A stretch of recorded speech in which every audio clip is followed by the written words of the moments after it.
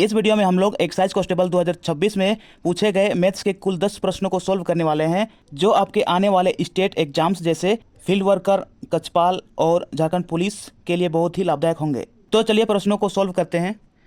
एक कार दो समान दूरियों को क्रमशः 25 किलोमीटर प्रति घंटा तथा 30 किलोमीटर प्रति घंटा की गति से तय करती है। इस पूरी यात्रा के लिए इस कार की औसत गति क्या है? तो औसत गति बराबर होता है 2xy बटे x प्लस वाई, यानी कि यहाँ पे x है 25 किलोमीटर, 2 इंटू 25 गुने 30 बटे 25 प्लस 30। ठीक है, तो 2 गुने 25 गुने 30 बटे 25 और 30 को जब जोड़ते हैं तो 55 होगा। ठीक है, 5 11 55 होता है, 5 5 25 होता है। ठीक है, 5 दूना 10, 10 और 30 को गुना करते हैं तो 300 बट्टे 11, तो 11 दूना 22, 8 बचा यहाँ पे 0, 80, 11 7 77, फिर 3 बचा, 10 में लगाएंगे 30, 11 दूना 22, 8 बचा, फिर 11 7 77, तो औसत गति 27.27 किलोमीटर पर आवर, यही आंसर होगा।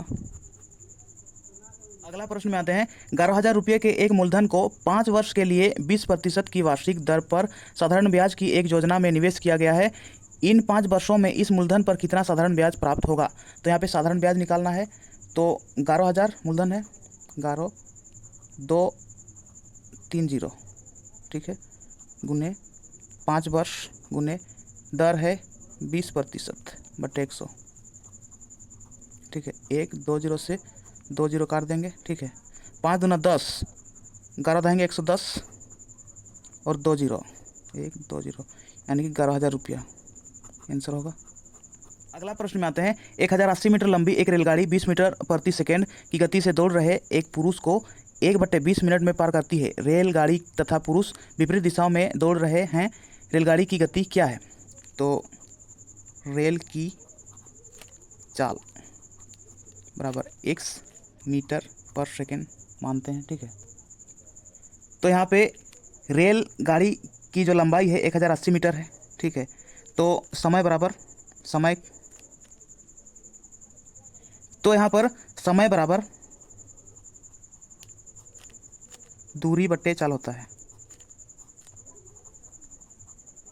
ठीक है, तो समय यहाँ पे है 1/20 मिनट, यानी कि 1/20 मिनट को अगर सेकेंड में चेंज करेंगे तो 60 से गुना करेंगे, 20 या 60, यानी कि यहाँ पे 3 सेकेंड बराबर है दूरी 1080 मीटर है, 1080 मीटर बट्टे चाल, यहाँ पे x मीटर पर सेकेंड है रेल की चाल। ठीक है, और 20 मीटर प्रति सेकेंड है पुरुष की चाल। दोनों एक दूसरे के विपरीत दौड़ रहे हैं। ठीक है, तो इसीलिए उन दोनों का चाल जुड़ेगा प्लस 20। ठीक, अब 3 से काट देंगे, 3 1 3, 3 3 9, यहाँ पे 1 बच्चा है 8, 18, 3 6 18, 1 0। ठीक है, तो x प्लस 20 और 1 को गुना करेंगे तो x प्लस 20 बराबर 360। ठीक है, तो x बराबर 360, जब 20 को बराबर के उस पार लाते हैं तो प्लस है तो माइनस 20, x बराबर 340, तो रेल की चाल 340 मीटर पर सेकेंड, यही आंसर होगा। अगला प्रश्न में आते हैं। एक इनलेट पाइप एक टैंक का 5/12 हिस्सा 25 मिनट में भर सकता है। वह पाइप उसी टैंक का 3/4 हिस्सा कितने मिनट में भर सकता है? तो यहाँ पे 5/12 हिस्सा ये भर सकता है 25 मिनट में। ठीक है, तो 5 का कितना गुना होगा? 5 गुना है। ठीक है, तो टोटल कार्ज यहाँ निकलेगा 12 का कितना गुना? 12 का भी 5 गुना। ठीक है, यानी कि 60 कार्ज, टोटल 60 कार्ज हुआ। ठीक, अब वह पाइप उसी टैंक का 3/4 हिस्सा कितने मिनट में भर सकता है? तो 3/4 4 का हिस्सा कितने मिनट भर सकता है। तो यहाँ पे कुल कार्य हुआ 60, ठीक है, तो कुल कार्य होगा 60, ठीक है। 4 का कितना गुना है, 4 का 15 गुना, ठीक है। तो 3 का यहाँ पे कितना गुना होगा, 3 का भी 15 गुना होगा, 15 तिया 45, यानी कि 45 मिनट, यही आंसर होगा, ठीक। अगला प्रश्न में आते हैं, एक व्यक्ति का वेतन पहले 20% से बढ़ाया गया है तथा फिर पुनः 30% से बढ़ाया गया है, उस व्यक्ति के वेतन में कितना निवल प्रतिशत परिवर्तन हुआ है।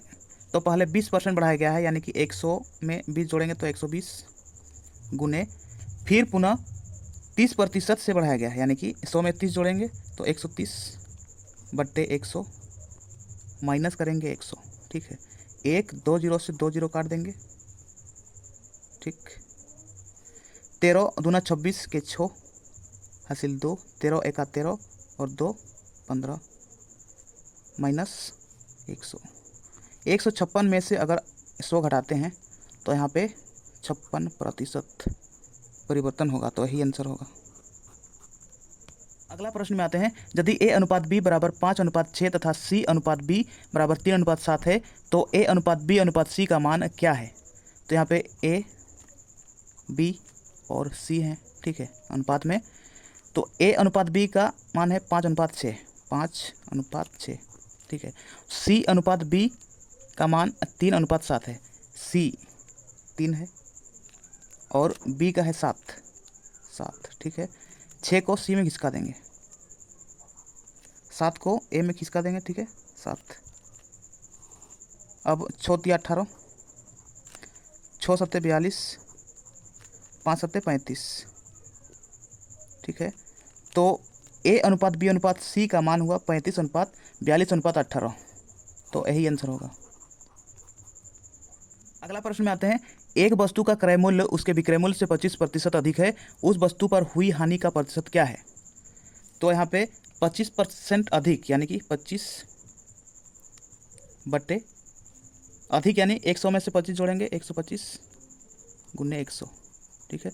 25 5 6 125, 5 20 100, यानी कि 20% हानि, यही आंसर होगा। अगला प्रश्न में आते हैं, योजना ए 20,000 रुपये का मूलधन 2 वर्ष के लिए 20% की वार्षिक दर से साधारण ब्याज पर निवेश किया गया है। योजना बी 20,000 रुपये का मूलधन 2 वर्ष के लिए 20% की वार्षिक दर से चक्रवृद्धि ब्याज वार्षिक संयोजन से पर निवेश किया गया है। योजना बी तथा योजना ए के ब्याज के मानों के बीच क्या अंतर होगा। तो योजना ए और बी में समान मूलधन, समान समय और समान दर दिया गया है, लेकिन योजना ए में साधारण ब्याज निकालना है और योजना बी में चक्रवृद्धि ब्याज निकालना है, और उनके बीच का जो अंतर होगा उसको निकालना है, ठीक है। तो सबसे पहले 20,000 का 20% निकालते हैं, 20,000 का 20/100, ठीक है। 1 2 जीरो से 2 जीरो काट देंगे तो 2 दूना 4, 1 2 3 जीरो, यानी कि 4,000 एक वर्ष का ब्याज है। तो यहाँ पे सबसे पहले योजना ए का निकालेंगे। योजना ए के लिए साधारण ब्याज निकालेंगे, एक वर्ष के लिए 4,000 और दूसरा वर्ष के लिए फिर 4,000, क्योंकि साधारण ब्याज में प्रत्येक वर्ष समान ब्याज मिलता है। साधारण ब्याज में प्रत्येक वर्ष समान ब्याज मिलता है, ठीक है। तो पहला वर्ष, ठीक है, और ये दूसरा वर्ष का है, तो 4 4 8,000 रुपया जोड़ेंगे तो। अब योजना बी, पहला वर्ष के लिए 4,000 इसमें भी, और दूसरा वर्ष के लिए 4,000 रुपया, लेकिन चक्रवृद्धि ब्याज में ब्याज पर ब्याज लगता है, यानी कि 4,000 का फिर 20% दूसरा वर्ष में देना होगा, ठीक है। तो 4,000 का 20% निकालते हैं, 1 2 जीरो से 2 जीरो काट देंगे, 4 दूना 8, यानी कि 800 रुपया। अब इन सभी को अगर जोड़ते हैं तो 4 4 8,800, 8,800 रुपया, यानी कि योजना ए तथा योजना बी के ब्याज के मानों के बीच का जो अंतर होगा वो बी माइनस ए बराबर 8,800 माइनस 8,000 सॉरी बराबर होगा 8,800 में से 8,000 माइनस करेंगे तो 800 रुपया, यही अंतर होगा, यही आंसर। अगला प्रश्न में आते हैं, 5 संख्याएं एक्स वाई जेड ए और बी समांतर श्रेणी में हैं। ये संख्याएं आरोही क्रम में हैं। एक्स तथा बी का औसत 42 है। जेड का मान क्या है? तो यहाँ पे एक्स वाई जेड ए और बी है, ठीक है, लेकिन ये समांतर श्रेणी में है, ठीक है। मान के चलो एक्स को 1 2 3 4 5 है, ठीक। एक्स और वाई को पहले जोड़ते हैं हम लोग, 1 और 5 को जोड़ते हैं बट्टे 2, ठीक है, 6 बट्टे 2, 2 3 6 यानी कि 3 आ गया। जेड का मान यहाँ पे 3 आ गया, बीच वाला संख्या, ठीक है। तो समांतर श्रेणी में पहला संख्या और अंतिम संख्या का जो औसत होता है वो बीच वाला संख्या होता है, यानी कि एक्स तथा बी का औसत 42 है, यानी कि वो बीच वाला संख्या है, ठीक है, 42। तो जेड का मान क्या है? तो 42 है, यही आंसर होगा। अगला प्रश्न में आते हैं। चाय ए का क्रय मूल्य 30 रुपया प्रति किलोग्राम है। चाय बी का क्रय मूल्य 40 रुपया प्रति किलोग्राम है। चाय ए तथा चाय बी को अच्छी तरह मिलाया जाता है। इस मिश्रण का क्रय मूल्य 36 रुपया प्रति किलोग्राम है। यदि इस मिश्रण में कुल 50 किलोग्राम चाय ए तथा बी है तो इस मिश्रण में चाय ए कितनी है? तो यहाँ पे चाय ए है और बी, ठीक। तो चाय ए का क्रय मूल्य 30 रुपया प्रति किलोग्राम है और चाय बी का 40 रुपया प्रति किलोग्राम है, ठीक है। और दोनों चाय को मिलाया जाता है अच्छी तरह से। इस मिश्रण का क्रय मूल्य है 36 रुपया प्रति किलोग्राम, यानी कि 36 रुपया, ठीक है। तो 40 में से 36 को माइनस करेंगे तो यहाँ बचेगा 4। 36 में 30 माइनस करेंगे तो बचेगा 6, ठीक है। 2 दूनी 4, 2 तिया 6। तो ए का मान 2 अनुपात बी का 3, ठीक है। तो इस मिश्रण में कुल 50 किलोग्राम ए तथा बी है, तो ए है 2 और बी 3, ठीक है। 3 2 5, 5 यूनिट का मान है 50 केजी, ठीक है।